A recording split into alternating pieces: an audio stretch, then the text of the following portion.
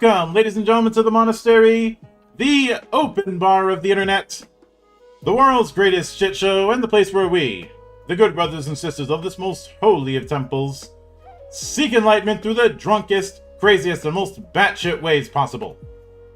I am your one and only gaming monk, better known as Mildra, and with me I have a newcomer into the temple, creator of Tiny d10, and this will certainly not be a tiny interview, the one and only Aaron Carlson. Don't call him Aaron. We're not making that joke. How you doing today, man? Not too bad. I appreciate you having me on, Mildra. And I'm perfectly fine with being called Aaron. That's something I've just been tolerating for for however many years that skit has been, popular. Mm-hmm. I go by Aaron, but I'll answer to both. Yeah. I knew the joke was inevitable. I just wanted to get it out of the way as quickly as possible. Get it behind us. Yep. Mm-hmm. If you botch a roll, I'm pretty sure somebody said you done messed up, Aaron. Oh yeah, yep, I've heard it. Yeah, I figured. I tried to go for less obvious hanging fruit. Like if a joke is too obvious, I just won't go for it. So right. I'll start with the humble beginnings, in a sense. Walk me through your first introduction to role-playing games and what made it stick. Yeah, absolutely. So I was kind of a latecomer. I'm 35. I've been playing for 15 years now. So I was, 21 when I actually, first started playing tabletop role-playing games. I'd been a big, tabletop game fan in general for a very long time. Always into board games, from childhood on up. But so I was in tech school actually, and some of the guys I was in tech school with were big into D&D, and I'd heard about it for many years and just never had an opportunity to play it. So connected with some guys in tech school, and kind of cut my teeth initially on 4th edition Dungeons and Dragons. We played through the entire, I think it was called Halls of Undermount module, mm-hmm. and just had a total blast. Was instantly hooked. My wife and I, we had 2 small kids, so we'd have the guys come over. We'd play for hours, 5 or 6 hours at a time, into the early hours of the morning. So we really just kind of powered through that module, and like I said, had a blast. Was totally hooked after that. So once I left tech school and got to my first unit, as luck would have it, there were some guys at my unit there that also played. They played BX though, mm-hmm. Basic Expert. So I started to get into that, and the kind of older style rule sets, and just absolutely fell in love with BX. Over 4E, and just kind of never looked back from there. Played a lot of homebrew settings. Played a lot of the older modules. Isle of Dread was always my favorite. But yeah, so like I said, I started late, but once I hit the ground, I really, hit it running and hit it hard. Once, that our group kind of broke up as people got orders and, shipped out to new places. So for a while there, I didn't have anybody to play with. And that's when I looked at my 2 kids. They were 4 and 5 at the time. And I was like, I bet these guys could play, and obviously, at the time there was just a little bit too much overhead, with, conventional Dungeons and Dragons. So I looked around for some lighter weight rule sets that were just easier for kids. Maybe like a, base 10 system that, could kind of help them learn some math along the way. And I found some good stuff out there, but, ended up just kind of tweaking a lot of it to fit our play style until, that was, I guess, kind of, the nascent period of, Tiny D10. And very shortly after they got hooked with me, that's when I, put initially just a single page of rules together for Tiny D10. And, just kind of took off from there. It grew as, my kids grew, and our play style kind of, changed and deepened. And, we became a little more tactical, a little more cooperative. And, the rule system just kind of grew along with us to kind of reflect that, change and, kind of, narrative focus towards, like a more kind of like tactical, kind of like resource management style of play. And that's pretty much where it's sat for the past 6 or 7 years now. Yeah. And it seems to me that Tiny D10 is something that leans universalist, but as far as its potential, but in its current form is mainly one that's used for fantasy. Because Yeah, over on the yeah, site you have exactly. the universal rules and you have a rule set dedicated to fantasy. So this might be a long range question, but do you have plans to cover other genres in the future? Oh yeah, yeah, absolutely. That's something that's been on my radar for a very long time. And actually, many years ago, Tiny D10's kind of gone through like boom and bust cycles. There have been periods where a handful of people will discover it at once, and they'll make some contributions to the system. At one point, and this was many versions ago, but some other creators had contributed a Lovecraftian rule set, a sci-fi rule set. Another guy kind of took the fantasy core set, made it a lot crunchier. It's gone through periods where, people do contribute things, and we do see other kind of genre supplements come out of them. But since it's been in its, kind of final form, I haven't seen much of that. A lot of it has to do with the fact that, only recently I'm kind of coming out of hiding on this. For the past few years, it's just been kind of sitting there doing nothing. The boys and I will play it every now and then. But it just kind of went through a dormant period. And, within the past probably 6 months, I picked it back up.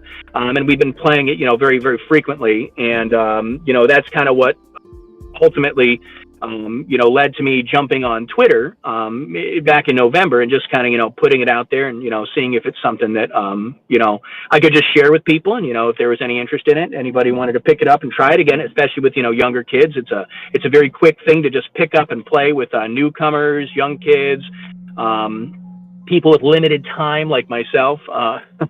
But currently, yeah. So right now, like you mentioned, Fantasy Core is probably the best developed rule set right now. It's got, the fantasy rules. It's got a collection of, about a little over 100 fantasy monsters. And then there is a single session adventure. So it's kind of, a whole package bundle there.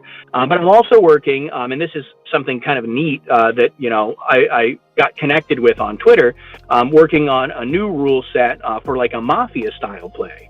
And that's called the Syndicate, and I'm working on that, kind of co-developing it with Mr. Big, who we see on Twitter a lot. But he's a big ideas guy, so he put this idea in my head that, maybe we do something, mafia themed. And I've never actually been into the mafia stuff. I know there are movies and books and everything, and it just wasn't really my thing. It never kind of caught my attention until, I gave some consideration to this, and then I realized, wow, this is really fascinating stuff, So, I'm catching up on decades of lost time on mafia movies and, themes and tropes and all this kind of fun stuff. So that's pretty significantly underway. A lot of momentum on that one right now. We're actually, the family and I are in the middle. So, I've got 5 boys. 3 of them are old enough to play, and then we've got my wife. So between the 5 of us, we've got a full-fledged game group. So that they're my crew. They've got the people I've been playing with for years and years now. But we're play testing an adventure for the Syndicate, the mafia style game that I'm calling the Emerald Slipper.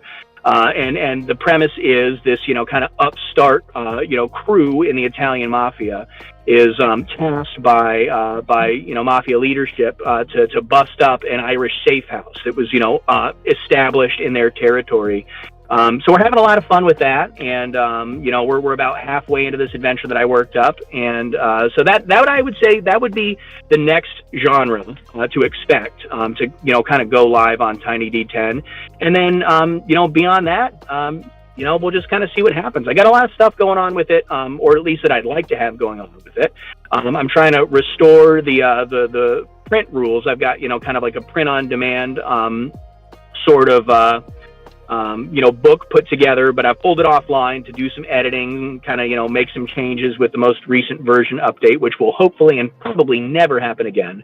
I should have, it's mostly grammar stuff, grammar and, getting some of the things, some of the rules, things like that to agree with themselves. But yeah, so I want to get that back online so people can actually get a physical copy of the game. And when I do that, I'm going to do like a little giveaway. We'll just put some people's names in a hat. I'll send off some copies of print edition of the Fantasy Core. But I've also been like hand making these little zines that are just basically even further boiled down versions of the rule set. So I've got the Fantasy Core rules in a little 20-page zine. I'm working on getting like kind of a micro monster magazine put together as the second issue of the tiny D10 zine, and with that I just kind of drop it all over town. I'm here in East River, South Dakota, so I'll go in and drop it at a game store, or go drop it in a little free library, or put some on a table at a coffee shop. It's just kind of like a fun little thing that I just enjoy doing here. So you got a lot of stuff going on. It's just just something kind of fun to keep me busy, and I get the kids working with me on it, especially on the zine stuff, and it's just kind of a family thing, Yeah, I can certainly get that. And with that kind of thing in mind, since you mentioned doing a crime fiction kind of spin with it, I am curious how you'd handle classes, since that's a significant part of the creation process. Yeah, absolutely. So that's a really good question. So basically what I did is, so like I said, the whole idea of the syndicate was, it was just kind of a bug that got put in my ear by Mr. Big. And, I told him, well, hey, I just put the system reference document for Tiny D10 out there. I just kind of brushed it off and, gave it to him, said, check it out, see what you can do with it. But then I got to thinking, it's like, well, maybe this would be a good opportunity for me to see just, how useful the SRD really is. So, of course, like I said, I didn't know anything about the Mafia. I had him recommend me some good movies, went out and watched them, did a lot of reading just on organized crime in general over the 20th century in the United States, and started to kind of identify a lot of those tropes and those, recurring themes. So for classes specifically, what I did, and it's funny because the SRD kind of does this anyway, it kind of generalizes classes into the kind of heroic archetypes that we see in literature over the past probably 500 years. Definitely, it goes back certainly even further than that, but very kind of specifically in Western literature over the past, several centuries. So it was actually really easy to adapt these archetypes to, kind of the roles that you see in organized crime. So we've got people who are really good at planning. Those are, the type that have, an emphasis of intellect in their core attributes. So those are the schemers is the role name for organized crime. We've got smugglers who fill kind of like a thief or a rogue role. We've got enforcers who fill that kind of fighter, warrior role. And then, so that's pretty much, like what I did there is, like I said, I took those archetypes and I kind of just plugged them into some of the tropes that you see in organized crime, from like the tough, brutish guy to kind of the crafty, clever, scheming guy. Mm-hmm. Yeah, I can certainly get that. And shifting a bit into fantasy, because we talked about this before we went live, I find it amusing that for a game that's going to be diving into classic style fantasy, which I appreciate that you made a fantasy book that isn't trying to pretend that it can handle all kinds of fantasy. Right. You ended up going with a MP system instead of these systems that a lot of people use when they're trying to emulate classic fantasy role-playing, let's put it that way.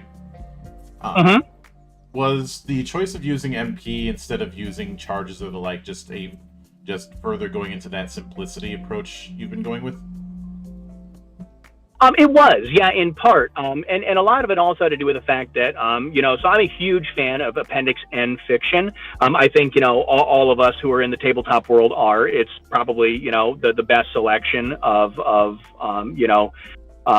literature over the past, 150 years. That said, I do kind of gravitate towards, the early 20th century stuff. So I never got very heavy into, Jack Vance, for instance, kind of like we talked about before the show started. So I didn't have that much, or that didn't kind of influenced me so much in the development of the Magic system. I don't necessarily think that, like spells per day or, fire and forget style is complex. It doesn't strike me as complex. But what I did want to do is have something that was a little bit more flexible. Especially considering that, like I said, as these things kind of came to be, and they kind of formed into a little bit more concrete of a rule set. What we were really looking for was like a tactical style of play. So what I wanted to do was kind of make a Magic user have sort of tactical resources at their disposal, similar to what you would see with like a fighter or somebody who engages more in melee combat. So I think that was probably the rationale behind it there. Is one, my literary influences were quite a bit older. Or at least on the older side of that Appendix N world. But also, I just kind of like the idea of the flexibility that it introduced from a tactical and kind of a resource management perspective. Mm-hmm. I can certainly get that. Now, for me, it's just a case of showcasing. I was on the nose with what I had said about that model, where I think I'm not saying that it shouldn't be used at all, but I think a lot of folk over romanticize it or act like right. Well, and it's like we were just saying, like you said before the show started, it's kind of a core part of a style of play, and it makes perfect sense to retain in that style of play because that's how it was written. That's the, influence and the kind of, I guess you could say headspace of the creators. That's how people who created certain games, especially those OSR style games, wanted it to be played. So that's, of course, how it should be played. Yeah. If you play something, if you play something in a way that deviates too much from the way it was designed, then it's almost like you're not playing that game. You do have to take into consideration the designer's intent. That's where we get into the conundrum of wanting a game should be played a certain way, but also a game can somehow handle everything at the same time, and that's an inherent contradiction.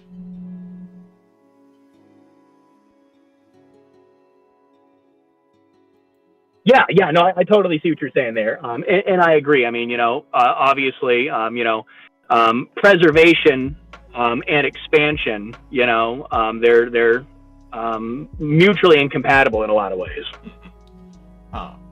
Then I do see too, again, my experience with OSR begins and ends with BX, and I had a great time playing it. But, so I'm definitely, not versed in the nuances there, but I do see there's a lot of modularity in OSR style play too. So you can get the sort of fantasy role play that we're all familiar with, or you could get that like larger style, the domain style play, that larger kind of like epic war game, looking at like mass combat systems. And I think that's where modularity comes in, which is a really great feature, and, to be able to have these subsystems that you can plug and play with games. And that's something that I kind of, strove to create with Tiny D10, is make it as modular as possible. So if there's something that, isn't in the game, it should be fairly easy to plug in, or for that matter, fairly easy to take out and replace with something else entirely. I think modularity is just generally a really good design principle. Yeah. And when it comes to it, I've always been of the mindset of have a certain direction and build towards it, whether you're trying to go broad or go specific. Don't play wishy-washy with it, because something right. Like I agree. Yeah, being purpose built is always going to produce the best fit for what you need. Like something that it, like, just use fantasy as an example. Fantasy is a wide net, and the style of fantasy that I want to lean into more, and I'm currently doing, it leans more into wuxia, which if I were to use Tiny D10 fantasy for that, I would have to house rule so much that I'm not using Tiny D10 fantasy anymore. Right, yep. And I know some people are like, well, you could just reskin a few things. No, I would have to do it. I would have to reskin everything, and just the class system alone, as is, wouldn't work. The spells wouldn't work. maybe some of the monsters would have worked, but no, but that's a stretch. The point is, there's so much that I'd have to just redo that I may as well just make a whole new setup, and not makes perfect sense. fantasy in that case. Yep. Like whenever the whole you can use this to run all kinds of fantasy comes up, I always say, if that's the case, why do exotic weapons exist? Right. But of all the die to use as your core mechanic, what made you go with d10? Yeah. Well, so initially, like I said, that's the most intuitive one, especially for a kid to learn. So that was, the first one that I reached for, just because, it's easiest to teach math in that base 10 system. And, around 4 and 5, that's when, you can really actually start to teach mathematical concepts. You can go much deeper than, just counting, grouping, just the general, you can start to go a lot deeper. So, for me, a D10 was, the obvious choice there. But as time went on, I found that it just kind of supported that intuitive aspect of the game. It made things very easy to scale up and down, just being base 10. And it's always just kind of supported that style of play that I really wanted, especially in the sense that. Especially in the sense that it's, it's intuitive, and that's kind of how I managed to make the game so small as it is. The core rules is about 10 pages. Initially, like I said, started as just a single page, very densely packed rule set, 3 columns, 8-point font, and eventually scaled up to 10 pages. But I feel like I've managed to cram a lot in there because I took a lot of the overhead from a lot of systems and cut it out and just relied on an intuitive understanding of fantasy, or an intuitive understanding of how these games might work.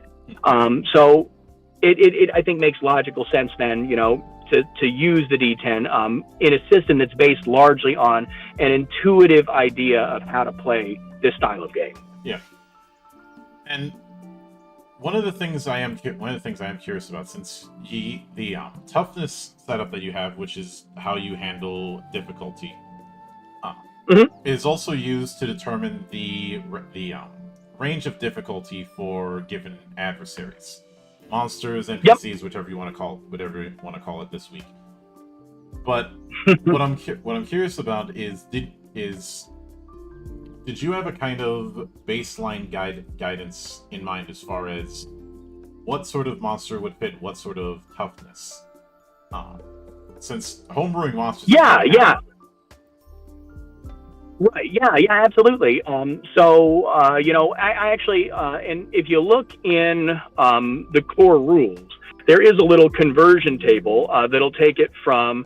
So what I tried to do basically was align monster toughness in Tiny D10 to some of the more popular systems. So anything that uses hit dice, there's a conversion table for that. The D20 based system, there's a conversion table for that. So more or less, the toughness of a monster in Tiny D10 is equivalent to better known systems to the point there, like I said, you can even pretty quickly convert a monster from a D20 based system or a hit dice based system to Tiny D10, just kind of based on that scalability there. So that was pretty much my inspiration, is to take these monsters as they exist and just kind of scale them to a base 10 system. Mm-hmm. Yeah, I can get that. So if we're going with that out of 10 kind of approach, what would be an equivalent to a 10 in your conversion? Yeah. So that would be a difficult toughness monster. And if I had the rules in front of me and I wasn't just sitting in my car hanging out in the parking lot, I could give you an equivalent in another system, but I don't have an example off the top of my head. Would it be easier if I gave a few monsters and you could tell me what their rough idea of toughness would be equivalent in your system? Yeah, absolutely. Throw some at me. All right. Let me throw a good old classic with the Beholder. All right. Do you have the beholder stats in front of you? Do you have like armor class, hit dice, anything like that? Um, that's varied between editions, but the general vibe of the head with eyes and all that, that's casting spells from its extra eyes, all of that good stuff. Uh, back in say fourth, it had it as a solo, which was basically a means of saying this is meant to take an entire party by itself. Okay, gotcha. So in that case, I would say that would be, an extreme toughness monster. So, if you wanted to go by like challenge rating, so like 17 to 22, that would be extreme toughness. It would be a monster that has, say, attribute bonuses, abilities, skills, spells, something that would present, like you said, kind of a tactical challenge to a party that would require, very, tight coordination, very tactical use of resources in order to overcome. So, like I said, if you're looking at from maybe challenge rating like CR 17 to 20, 22, somewhere around there. Mm-hmm. And furthermore, let's go the opposite end of things with, say, a good old kobold.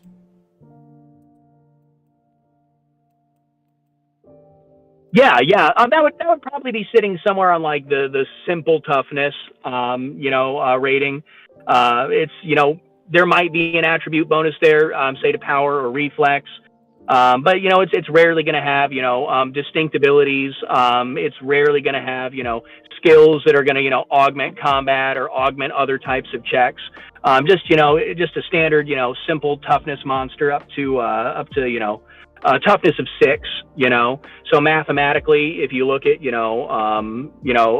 a player character and the bonuses that they're like to have, 1 to 2 bonus, attribute, that they can add to their roll, then yeah, you would be looking at, probably like a 60% or greater success with every attack against something like that. So yeah, I'd say simple toughness. Mm-hmm. All right. Now, given that, what about, say, the infamous Royal Pain and nightmare to some rust monsters? That is something that I have not given a lot of consideration to. 'Cause, I mean, obviously, the rust monsters, real kind of, horrifying element is destroying all of your armor, all of your weapons. And so, I mean, that's something that, definitely is captured by toughness, and that would be an ability, so in tiny d10, ability is anything that can be used to gain like a tactical advantage, so sometimes it uses power points and you actually have to expend it, so that would be an active ability. Other times it's just something that happens. Say you hit a rust monster with a steel sword, the passive ability there would be that the sword disintegrates into rust. So with that being an ability, it would definitely be on the more challenging scale of toughness. I would say probably difficult toughness. So, the equivalent challenge rating of, I don't know, 10 to 15, maybe CR 10 to 15. Mm-hmm. But yeah, it's the ability that's kind of the key there that makes it more challenging. And I guess you could kind of boil, the difficulty of monsters down in Tiny D10 to, first of all, how hard it is, to hit, how many hit points it has, and then if it has any abilities. The more hit points it has, the more abilities that it has, either active or passive. So generally, the more of a challenge it's going to present, the higher that toughness rating is going to be. So yeah, I would give that one a difficult toughness. Mm-hmm. So that would be like T9 to T10. Oh yeah, I can certainly get that. And when it comes to equipment, you have a kind of weight class going about. Featherweight, lightweight, middleweight, and heavyweight. And how would that usually play out when it comes to how someone's able to equip themselves? Is it something that's going to be tied to class? Is it going to be tied to your spread of attributes? Or is it something in the middle? Yeah, that's a really good question. So it is hitched to class for better or for worse. And the rationale there is that, there are only 4 races. There's humans, elves, dwarves, and halflings.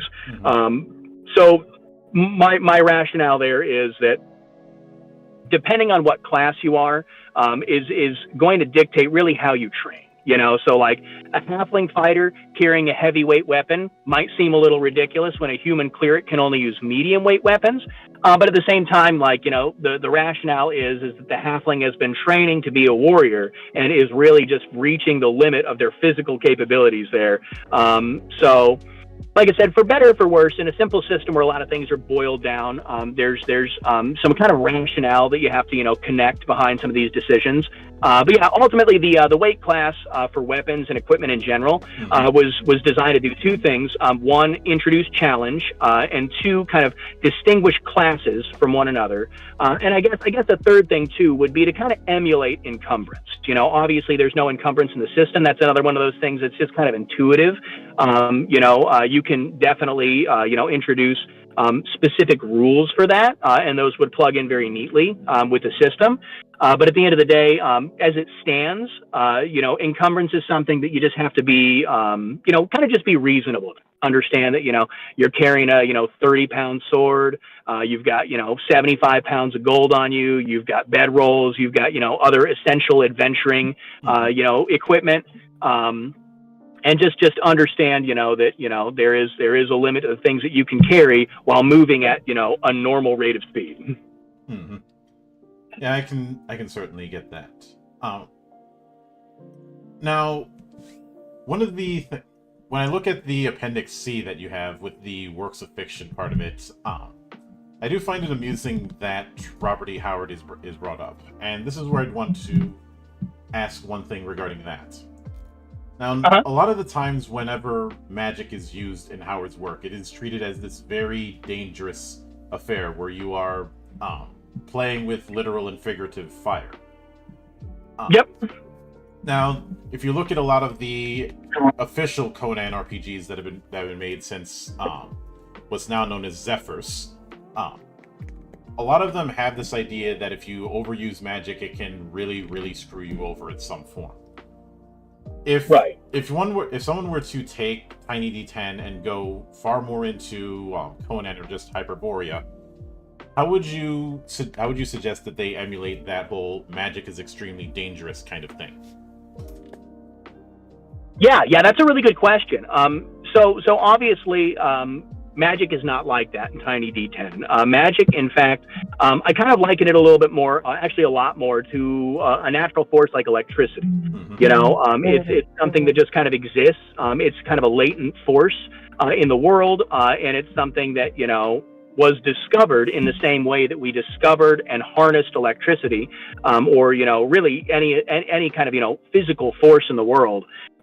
So yeah, it doesn't present kind of like a like an esoteric danger, maybe like you said, like we do see in a lot of Howard's work, where it's typically only warlocks. It's typically only like evil entities that use magic. Mm-hmm.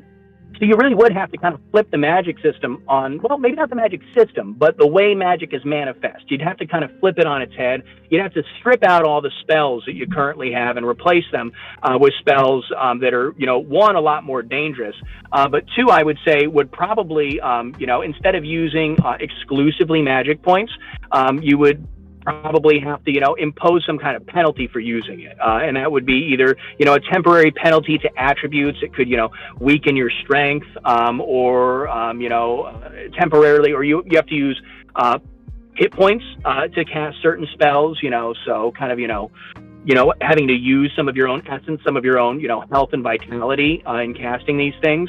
But yeah, I mean, it wouldn't be too hard, but again, yeah, it's not strictly the style of fantasy that we see the Tiny D10 system's magic manifest as. So yeah, you would definitely have to modify it, but I don't think that there would be too much modification required. Just some new, more dangerous spells, and then additional spell components being, like I said, temporary penalties to attribute scores, sacrificing hit points, things like that. Mm-hmm. Yeah, I can certainly get that.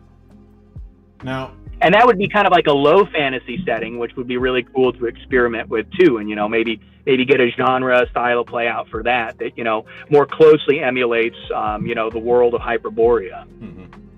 And there's no shortage of material to study on that, because there's been multiple Conan RPGs that have been developed, and we've got another one in the works coming to us from Monolith that I've covered on this channel in the past. Oh, okay, very cool. I'm gonna have to look into that. Yeah, because obviously the earliest version was TSR Conan. That was the one that was made. I'm familiar with that one. Later reincarnated as Zephyrs. There were the two, or rather three, AD&D modules, but I don't count them, and I think one of them wasn't very good. The Unchained one. I haven't heard a lot of good things about that one. Then there was the stuff that Mongoose made. That they did 2 full editions in using 3.5, though a significantly modified 3.5. Okay. Then there was the stuff that Modiphius used. I know some people have a hate boner for the Modiphius system. I don't understand why. And bad experience is not enough of a reason to have that kind of pathological hatred, in my opinion. But they did a very good... Again, like I said, I'm not even aware of that. I'm very sheltered in that regard. Yeah. But it's fine. And now Monolith is going to be taking a crack at it. Monolith had already done a pretty good Conan board game. So they have that going for them. And I know one of the people involved in, because I've covered his previous work. So they got a good team working on it. And when it came to the Modiphius thing, I appreciate one particular fact, and that is Conan is more than just a barbarian over the course of his life. Right. Yep, a reaver, a slayer, a king. Mm-hmm. Which. Yep. That's why I've said that the best version of Conan, as far as an easily accessible thing outside of the books, oddly enough, is the comics. Whether it be the original Savage Sword of Conan thing that was done by Buscema back in the I think the 70s in Marvel, or the more violent ones that were done by Dynamite and to an extent Dark Horse. And the big reason for that is, don't get me wrong, I like the Arnie Conan movies, but that version of Conan was made that way to cover Arnie's weaknesses. Right, I see that. Yep. Especially since that was his second film, and his first one he was dubbed over, that being Hercules in New York. I actually did know that. Yeah. Mm-hmm. That also led into why there was a bit of hesitation about having Schwarzenegger in Terminator. Because at one point, Arnie was supposed to play Kyle Reese. And the Terminator would have been played by O.J. Simpson. The only reason it didn't happen was, in Cameron's words, he didn't think O.J. looked like a killer. Fascinating. Yes, I know how that sounds. What an ironic twist. Yeah. And Arnie had to be talked in. I mean, I'll give that. He does have kind of a very kind of a friendly look about him. I see what he's saying. Yeah, and this was before all of the trials and the White Bronco and all that stuff. So yep. But I just find it absolutely hilarious that there was plans on having Arnie play the freedom fighter. Just imagine the lines that Kyle Reese has just with Arnie trying to do it, because I think he's admitted he's not a very good speaking actor. And that's funny. Again, I think his best speaking role, and I don't know how obscure this is, but I think of all the Arnold movies I've seen, his best speaking roles were in Jingle All the Way. Love that movie. I enjoy that movie, but that movie's also a bit of a local thing, scavenger hunt, especially for anybody who grew up in the Twin Cities. Oh yeah, I believe it. So I didn't, so I never got, I guess, beat over the head with it. But yep, I do love that movie. if you're watching certain movies in the '90s, you would inevitably see Mickey's diner car, and I would point out and go, I know where that is, or things like the IBS building, or even outright name dropping KQRS, which is a classic Nice. station in the Twin Cities. Now, Too funny. and of course, having whole scenes in the Mall of America because everybody wanted to film there. Right. I think there were like a dozen or so movies around that time that had some scene in the Mall of America. But it's one of those local lores that you'd only really get if you were in that area. Yep, that makes sense. And I know some might look at me saying that and going, you're from that area? Yeah, it's not like I ever tried to hide it. But with that in mind, I will also note that I find it interesting that you had the concept of power points as well as magic points. I know power points in the way you had it set up is meant to be a kind of stamina thing, but in a roundabout way, it does kind of represent a extra effort mechanic, as I've called it. Extra effort. Yeah, absolutely. Oh, go ahead. Oh no, please, you go ahead. Yeah.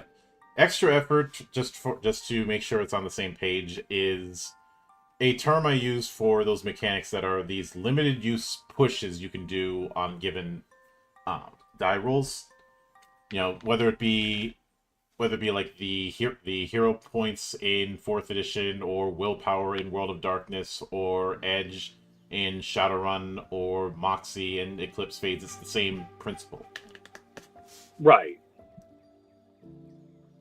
Yeah, you're absolutely right. The idea is that, it's one of those things that, you've got that kind of like secret well of, like you said, additional, willpower, something you can like reach into, draw from. It's an exhaustible source, but it gives you, that extra, that extra push that you might need to, in the event that you fail a roll, well, you can add a PowerPoint to that to just kind of, get that extra effort, so you collide, with the enemy, they've got their shield up, well, you throw an extra PowerPoint in there, and you just, you get that, that final push to the summit to, knock them prone or something like that. And it's finite, it's exhaustible.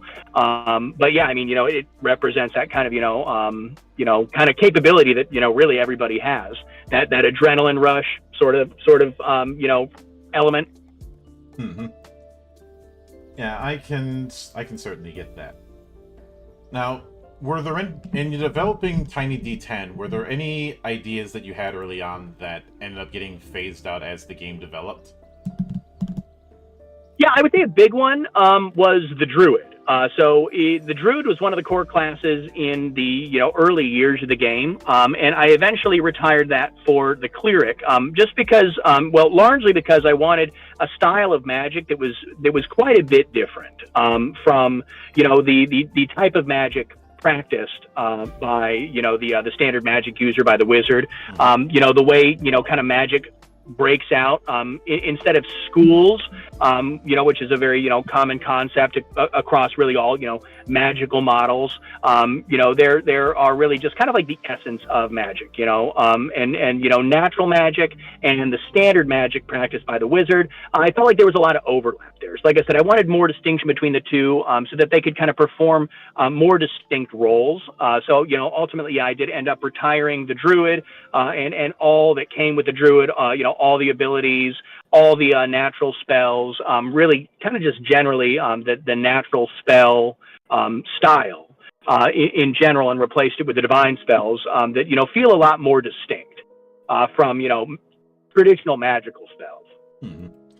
And a missed opportunity, because if anyone asks why you got rid of the Druid, you could say it's a mystery. No, I'm not apologizing for that joke. Well, you know what? Now I'm going to start telling people that. So I'll only miss that opportunity once. Mm-hmm. But with that said, if there's anything I think that could be potentially added when it comes to the fantasy core book, because of its page count, some proper bookmarks in the future. on the PDF because navigation is going to be a big damn deal. Right. Yeah, that's a good point.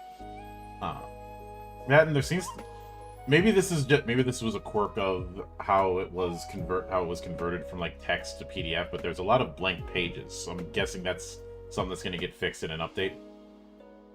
Yeah, so that's something that it's actually what and somebody's actually already brought this one up to me, and I just haven't got around to doing it. But what I plan on doing is the blank pages I actually left there so that it supports like a printout format, so that it prints, front and back, printing duplex correctly.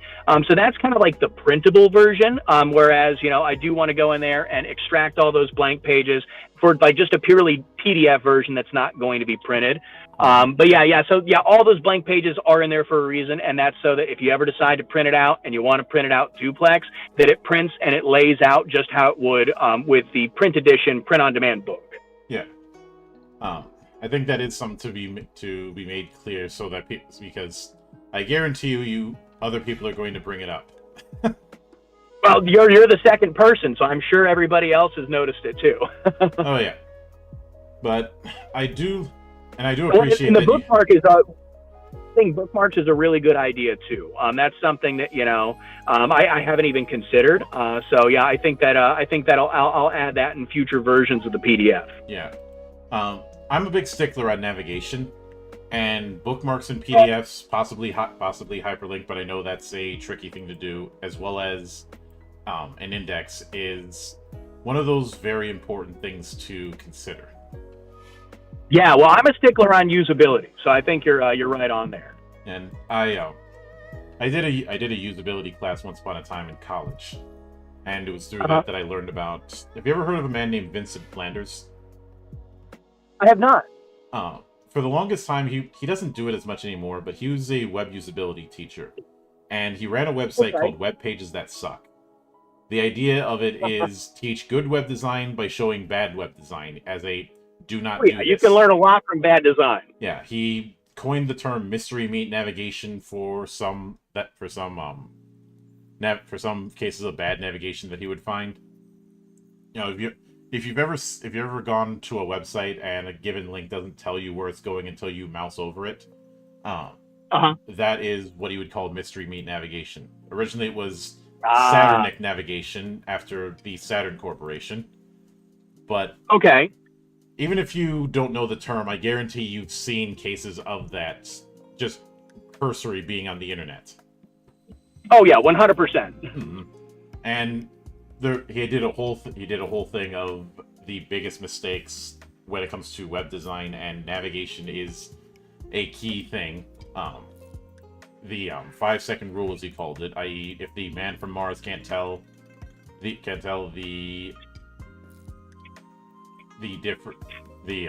what your site's supposed to be about in 5 seconds, then your site has failed. Right. But I will note I do appreciate that there's a spot at the back of the end of the fantasy book just for house rules. It kind of reminds me of those notes pages in like game manuals. Oh yeah, totally. That's totally its inspiration. And like I said, right in the introduction to the book too, the idea is, play it, by the rules, but whatever, situations arise for which there aren't any rules, flip to the back and write them down. And that's just one of the ways that it adapts to people's different styles of play, while kind of, retaining, ultimately its own vision, So yeah, that's exactly the idea there. Yeah, playing it straight by the rules. I think you're giving people too much credit if you think people are going to play 100% by the rules as written. Oh yeah, of course not. Like that would be like saying someone plays Uno as written, which I've made clear that is a myth. Everybody plays with some kind of house rule or some kind of custom game. Oh yeah, absolutely. And I think the difference, here is that the house rules are largely to kind of fill the blanks rather than like overriding something. Because again, there are really truly just enough rules to get you playing the game. You will invariably encounter situations where you've got to come up with a rule, but house rules in Tiny D10 are, like I said, there to fill in those blanks rather than to overwrite existing rules. But I mean, I would be interested too in, like knowing more about how people are using, kind of house rules in general, but specifically with the system as well. Mm-hmm. Yep. And I will certainly look forward to seeing how people find new and interesting ways to do horrible, horrible things to the core rules, because it's gonna happen. Hey, as long as somebody's doing something, I'm not going to complain. Oh yeah. I know that people are going to take my system and find new and interesting ways to break it, and I'm sitting there going, "Go ahead, break it! I dare you! I double dare!" Yep, have at it. But with that said, I do want to sincerely thank you for taking the time out of your schedule to come all the way to my temple and enjoy the madness that happens around here. Yeah, well, it's my pleasure. It's been great chatting with you. I appreciate you inviting me on. It's been years and years since I last, talked to anybody about, the game outside of my family here. So I appreciate you taking the time to sit down with me. It's been a very, very enjoyable experience. Yeah. And anytime you see fit to return, the door is always open. As I often say around here, drinking is not mandatory, but it is encouraged. You know what? Next time I will definitely have a beverage in hand. I won't be behind the wheel, so it'll be appropriate then. Yeah. And of course, a sincere thanks goes out to everyone who took the time out of their schedule to come onto the show and enjoy the madness. And there will be plenty more where that came from, as there always is here, on the open bar of the internet. But until then, on behalf of the good brothers present and not present, my name is Mildra. I am your gaming monk. Stay fucking frosty, everybody.